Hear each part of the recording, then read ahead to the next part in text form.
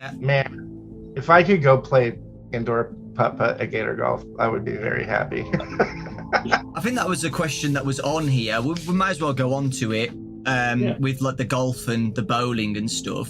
Are you able to do those things? Some things, yes. There are some things that have mini games attached. Awesome. You know, you can't like walk into golf and play golf with what's sitting there. You know, you're gonna get killed. You're gonna get caught by bots. But there are stand-up arcades that give you some game elements at times. Oh, so, awesome! You know, and for golf, specifically for golf, like one of the ideas there was, like, well, do you want to play a putt-putt golf game there in that room, or would you rather play like a heightened fantasy version of what a putt-putt golf course would be? You know, where you are down at the height of the ball. And, you know, you're seeing sets from older games and we can do whatever we want. Oh, know? That's awesome. In the game, will we, as Gregory, be able to make choices or decisions that change things later on? The answer is yes. Like, in the sense that there are choices that you will make and paths that you can take. And then there are, depending on what choices you want to make and how well you play the game, you'll have you'll have options in the end. Yeah, like, I guess, for example, one of those choices could be, there's an hour where, hey, there are two things that you could do, but you don't have enough time. You're gonna go upstairs or you're gonna go downstairs. Yeah. And you have a branching choice at that moment. That's also really good as well because of replayability. So it's going to be a lot of replayability in that, which is really exciting. Yeah, we're hoping. Yeah. Yeah, it's like it's funny because that matters a lot to some of us. Like our lead designer, Brian Fairmouth in the game, he and I had worked at Telltale Games before. Yeah. So, you know, it's like giving people meaningful choices and branches, and, you know, that's always great. Yeah, and sometimes making the wrong choice that leads to consequences and stuff. I just want to say as well, thank you, because a couple of months ago we did the charity stream for St. Jude, and you guys provided a lot of things, and you donated as well. So massive thank you again. You guys are amazing. It really means a lot to me. Thank you for doing it. Like. I mean, it's so great that you're doing these regularly and getting so many people involved. And you know, we've been watching you do it before we ever got involved with you. But, you know, it's fantastic. You know, it really is. I'm gonna go red now. I'm blushing. So you provided some interesting posters, okay, and it's got a lot of people excited and questioning things. What's the deal with the Fredbear's Family Diner posters? It existed. Okay. At some point in history. Yeah. Right? Wouldn't you like to know more? I would like to know more. I would love to know more. Boss fights, question mark. Mm-hmm. Okay, there we go. And yeah, we've got you know, the animatronics. You will have some choices. And you can, if you think that you've got what it takes, you can choose to take. Yes. Okay. Yes. But each one's unique, which is really cool. That was something that's I'm really excited multiple, to see that. And each one totally different than the next. Yeah. We try, you know, we're doing everything we can to honor the series. Yeah. Right. And at times, you were in a room, in an office, closing doors. And, you know, I think we got that Monty, from the trailer. Roxy, whoever trying to get in, and other times you're stuck as Gregory in a place with one of those bots. Yeah, and there's nowhere to hide. Any plans in the future for multiplayer? Have you guys ever thought about that in the back of your minds at all? I mean, certainly thought about it. We've talked about it. But nothing concrete right now. But it certainly, I mean, as game developers and having made multiplayer games in the past, like, we talk about it all the time. The thing about multiplayer, and, you know, just kind of go back to one of the earlier things I said, like, that is an undertaking. That is an undertaking. And again, we are an indie studio. We've built an indie game, building something that, to Jay's point, honors the series. And is a fun, fluid experience. It's complicated, so we talk about it every once in a while. There's nothing, no concrete plans. I'll throw one thing in there though, just for fun, and because I love you, and I think this will be a lot of fun. Is when we were working on Help Wanted, we actually did a couch co-op multiplayer mode that never got finished. It never made it. Yeah, but we were playing with it. Where one person is sitting in the middle of the room, and all the other players, and they've got the headset on, and all the other players are in controllers, but they've got the bots, and they're trying to jump scare the player that's trying to protect themselves in the office. And it was fantastic. Yeah, I remember talking about that ages ago because somebody found it in the files or something. Oh, of course they did. Yeah. I think it was it called Flashlight Freeze? Yeah, it probably was. Yeah. Yep. I remember talking about that, and everybody was like, "Oh my god, we might be getting multiplayer in the future with VR." It was crazy. we even had a character select screen that was like, it was kind of like Gauntlet with like the 4 player strips. Yeah. And it had like the curtains, so it was kind of like Super Mario 2. Yeah. So, yeah, it was pretty sweet. It's awesome. Well, there you go, guys. Do want to bring that one back. Here's an interesting one as well. Are we able to just take a break from being chased by creepy animatronics and just have fun and enjoy ourselves in the mall? Really, when you find like these mini games, these arcades, yeah, those do lock you into the game, so you can play the game comfortably and not worry about not worry getting about stuck time. up on. Yeah. Will we ever get DLC for Security Breach? So that is something that we're talking about right now. So we're starting to make some plans. It's nothing concrete yet, but we've got a lot of ideas. We're collaborating with Scott on it. There's Dreadbear in particular had such a positive response to. Oh, that was amazing. We would be silly not to keep giving people more of Security Breach. So yeah, we're laying down plans right now. More information will start coming out probably next year. Awesome. And then in the meantime, we're gonna be patching the game. We're gonna continue to do things like quality of life improvements and performance improvements and things like that. So there will be small patches here and there for things that we want to change that we didn't get to. Little things here and there. So you'll see that stuff in the next few months. Just upgrades, updates, quality stuff. And then DLC after that. Yeah, that's amazing. Because Dreadbear was so good, honestly. I just want to say that to you guys right now. Dreadbear was so good. And I feel like that DLC allowed you guys to just experiment and do ideas and stuff without having to, do the original FNAF games, if that makes sense. It led you to be more creative. Yeah, the Pizzaplex is huge, and there's no shortage of stories that we could tell. So here's an interesting one. Got a cool one here. So back in last year, you released Help Wanted for mobile devices. And there was a very interesting minigame that was included called Princess Quest. Now, I remember at the time, there was a stone door that could never be opened. And a lot of people were thinking, how are we ever going to be able to open this? Is this going to come back in the future or anything? So, will we ever be able to open it?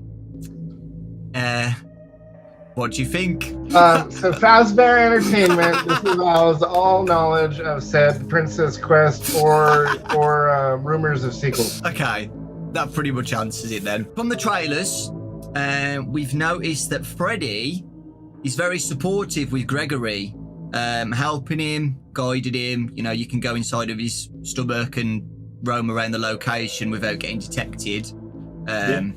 So, why is Freddy a good guy? Wasn't Freddy always a good guy?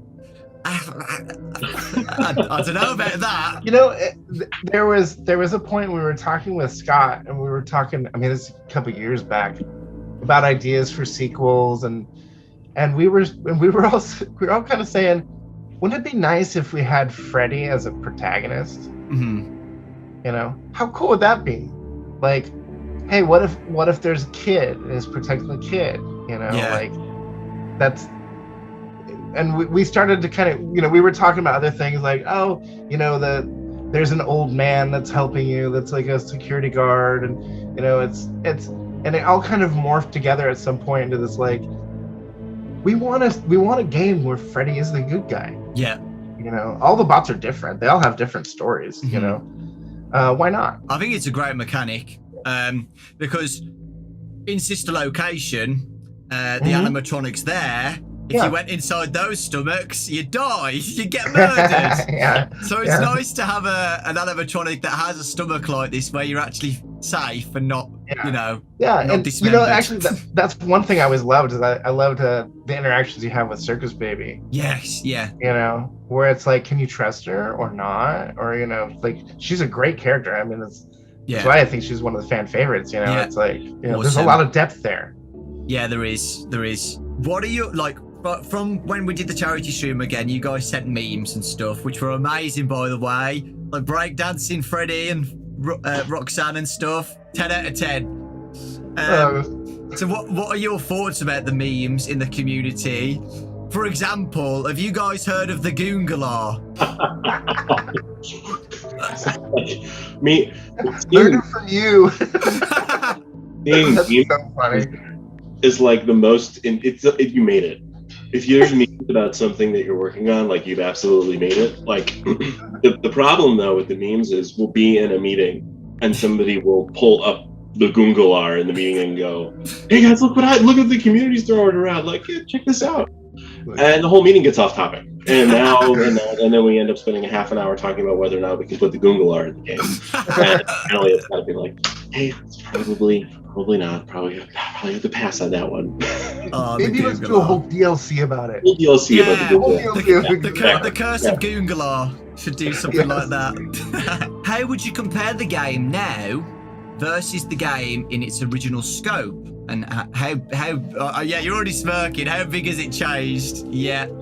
10x? Yeah. 10x? 10 times as big. Oh, it's just, it's incredible. I mean, even from when I joined to what's coming out, like wildly different game. Yeah. It has come so far in even the short time that I've been here. And it's just impressive how quickly and how well this small team was able to pull together probably my favorite game I've ever made. So it's and he worked on Mortal Kombat. So you confirming Security Breach is better than Mortal Kombat? I think that's merged into one. That would be my favorite game ever. Here's one that a lot of people have been asking. So, do you guys have a price of how much it's going to be and the age rating? Yeah. So the game's going to be $39.99. Nice. And we expect the ESRB rating to be teen. Awesome. Will Glitch Trap make a return? The figure's right there.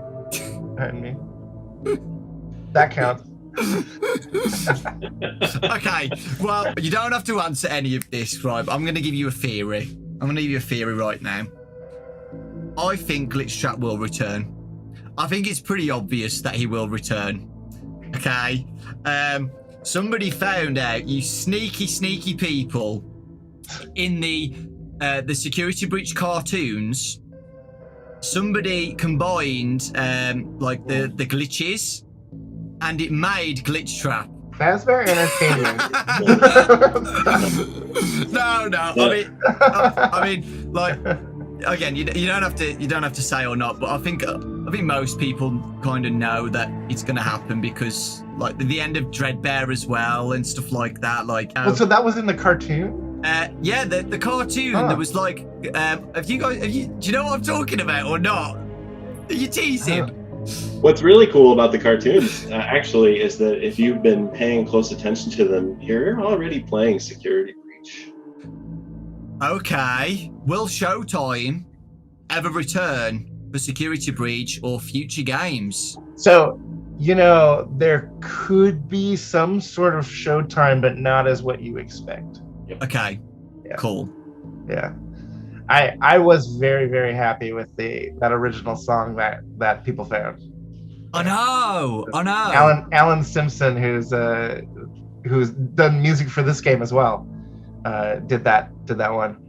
Yeah, last name Simpsons, and he did do some songs on The Simpsons, which is funny. Oh, that's cool. Yeah, he's an improv musician that does like on stage improv shows. Yeah. Like, hey, do something in the style of, and everybody's singing, and he's magic. He's just amazing. Oh, that's awesome. Yeah, we had a lot of fun developing that song with him. How fun has it been making FNAF games? Oh, it's been a blast. Oh yeah, it's so much fun.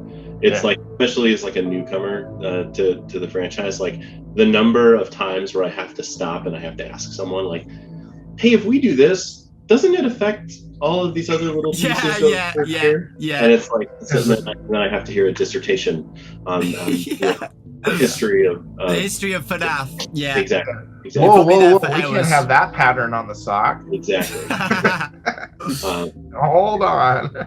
Yeah, and then honestly, like just the community, I've worked in really passionate communities before, but nothing even close to the FNAF community. Like just everything about the folks that I see online, just they love the franchise. They love these characters. They've grown up with them. They care about them. Yeah. And that is an inspiring thing, because that means that if we don't care about them, we're not doing everybody who loves these games a service. And that's like our job. Like, the job is not to produce games. J-Top's job is not to be the creative director of a game. Our job is to build something that people will love. That is our job. Yeah. And the whole team feels that way. We all approach the job that way. And so it's an honor, and honestly, I'm hoping everybody loves the game as much as we do. Yeah. Hey, that's awesome. It's amazing that the artwork that you see, the videos you see people make. Yeah. You're like, oh my dear Lord. Like when I stop playing the game at night and I try to go to bed, I'm like I'll be looking at my phone, going through Reddit, and just seeing like all the amazing stuff everyone's doing, or just people's ideas. And I don't know, these days, when I was little, everybody knew the same shows, because you had 5 channels on TV. A movie would be in the theater for a year. You'd see it multiple times. Everybody knew the same references always. But in like the last 10 years or so, it's gotten harder and harder and harder, because you can go online and you can find one weird little niche thing, and if you're into it, you can just find like, all I want to ever listen to is synthwave 80s style. Yeah, you can find like YouTube videos for like years that are just that. And so to have people that are coming together and have been talking about this one IP, and they love it so much, and that's just great. I mean, I have a kid, like my daughter is 8. She's been, a huge fan since she was like 4. Yeah. When I go and take her to school and whatnot and look at the backpacks of the kids, it's like Freddy's. And it's like, it's amazing. Yeah, it's crazy. It's so nice. I worked at Pixar for 14 years, and I worked on tons and tons of stuff that my daughter doesn't give a crap about. I love Pixar. Right. When I found out you worked at Pixar, I fangirled, man. I fangirled hard. Oh, we'll talk sometime. We'll have to talk. but my daughter's like, oh yeah, I saw that. That's great. Yeah. But Freddy's. No. What are you guys doing for Freddy's? What are you doing for Freddy's? Right? It's like, that's the one. Because we were talking about the era, like you were the 80s era and stuff. Mine was like, early 2000s and stuff, so like Finding Nemo, The Incredibles, and stuff like that. So it's really weird that I'm talking to somebody who worked on those things. Like, I watched as a kid all the time. Like, I love The Incredibles. I had a Dash costume. That's awesome. I've got my Incredibles tattoo. Oh, nice. There it is. I got that at the animation wrap party. Oh, that's awesome. Yeah. Will there be any Easter eggs in Security Breach? It's funny. We have we've got because of the deep lore and because of the history, there's a whole bunch of stuff that we were able to do that was a lot of fun. Yeah. I don't know. Do you want to talk about some of the stuff that we got, J-Top? You want me to? Oh, you go for it. So as we're building the game, I get an email from Scott, and he says, "Hey, put this stuff in the game." And I look at it all. I examine it as a producer would do, and I say, "I have no idea what any of this means." And he goes, "Yeah, put it in the game. Don't worry, I know." Cool, you got it. And so, like, on top of the fun things that we did, we've got a bunch of stuff. It's all really, it's really, really interesting stuff. And so, yeah, there's no shortage of things to discover in the Pizzaplex. Mm-hmm. Oh yeah, I'd say one thing that you've already called out, like in videos, so far, is noticing the arcade skins in the background. Yes. Yeah. There are a lot. There's a lot.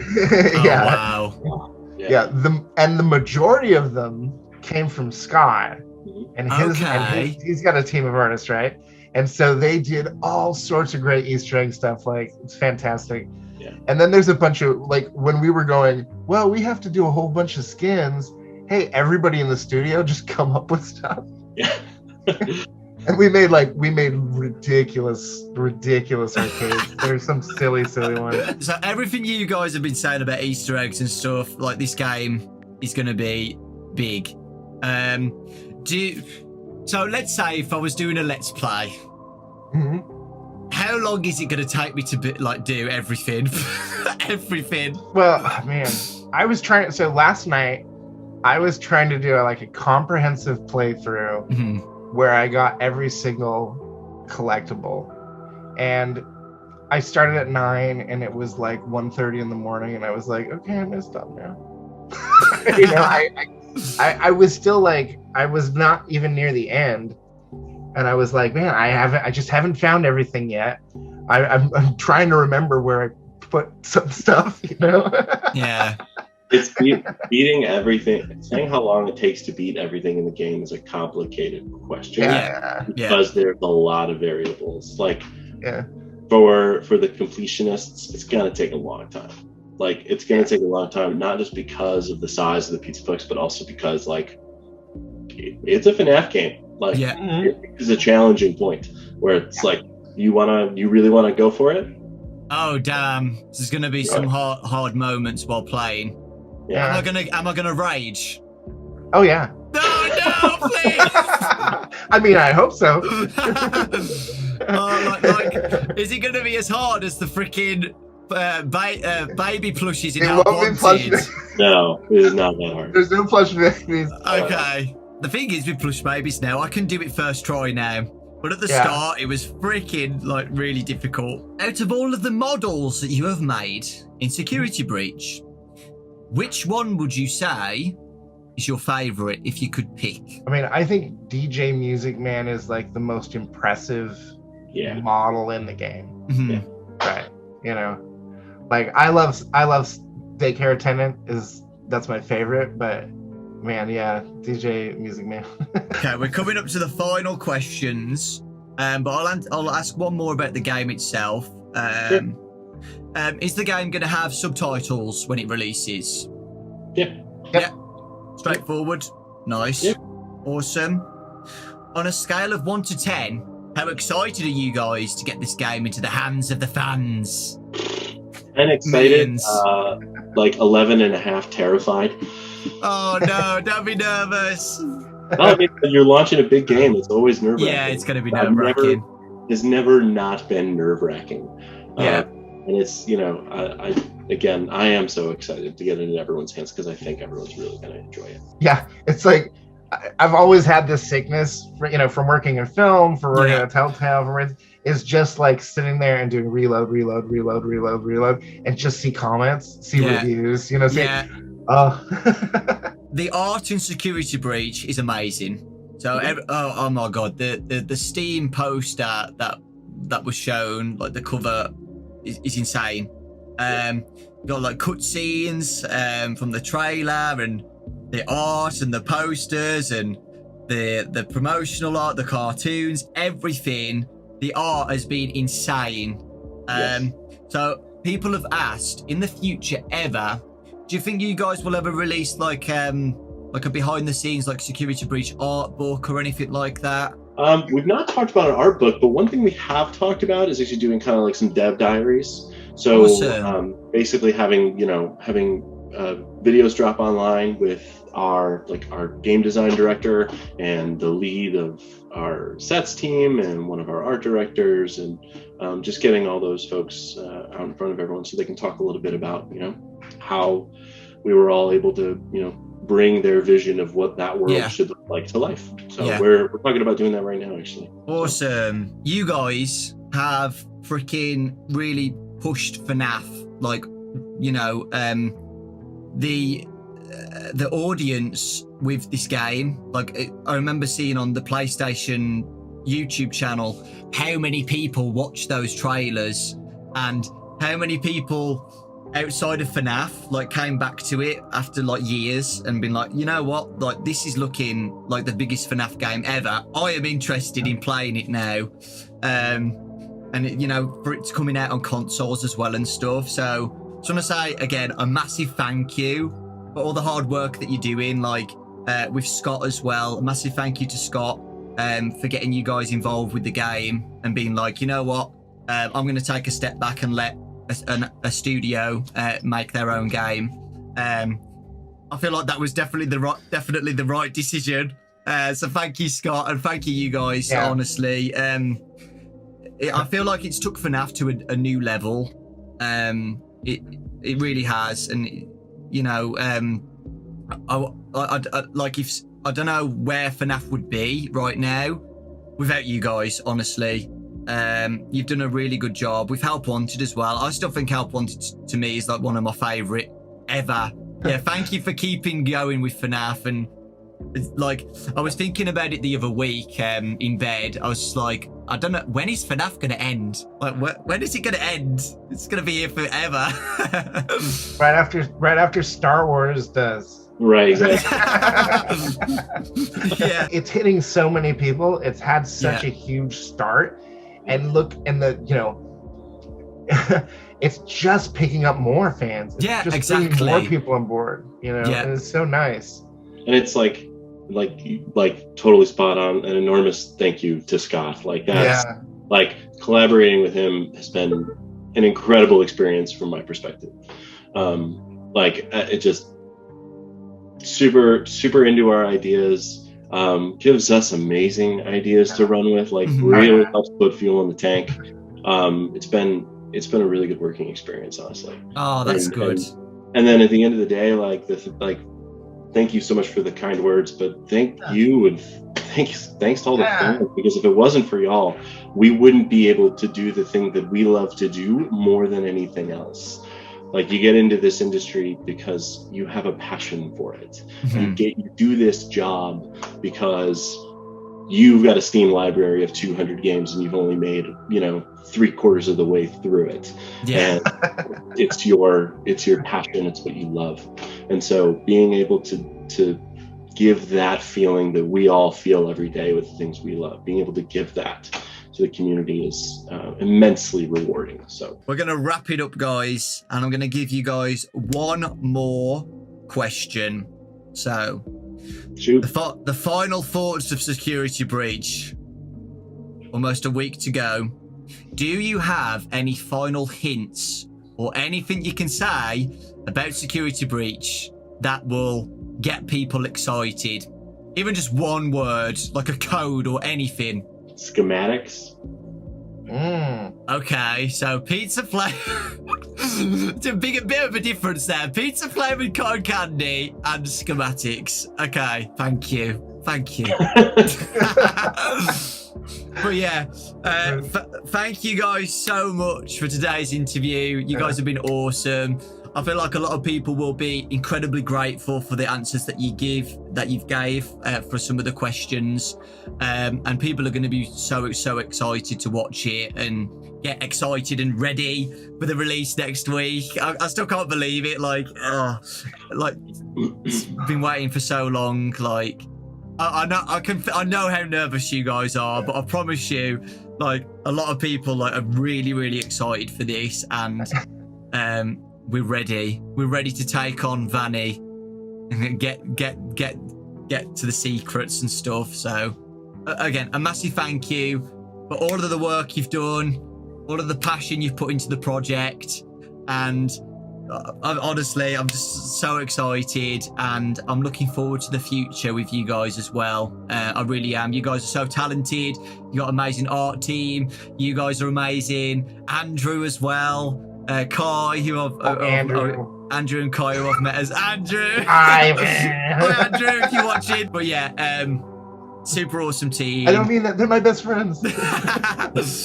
Well, yeah. Hopefully in the future as well, we guys actually get to meet in person. That would be so cool. Yeah. To do like an interview in person or something. Let's meet at Disneyland and do. Yeah, let's go on the Incredicoaster together. Yes. And let's do it. Yeah, the next video's there. But yeah, thanks guys, and thank you everybody for watching as well. I hope you enjoyed it. Again, a massive shout out to Steel, the whole team, Scott, J-Top and Ray for joining me. You guys are amazing. I appreciate it. So yeah, I can't wait to watch your reaction videos. Oh my god! Like everybody at work watches them. So, you know. I am gonna. If there's any plot twists or any cool reveals that Scott has done in the past, you will get a big scream from me. Like honestly, I'm so excited for it. I'm all, do you know what? I said this to my friends as well privately. I'm really excited for it, but I'm also really intimidated by it. And because the game is so big, I'm actually nervous. I'm nervous to go around. I'm intimidated by it. You should do get a bunch of string and pictures and do a big board behind you. Yeah, while I'm playing through. Yeah. Oh god. Yeah. Like same thoughts about when I flew to America as well. I had the same thoughts. Like I love America, but I'm also intimidated by it because how big it is. It's coming from a small country. Yeah, it's pretty big. It's pretty big. So we'll compare like FNAF 1 to the UK and Security Breach to America. That's how I feel right now. But yeah, honestly, thank you so much, guys. I appreciate it. Thank you.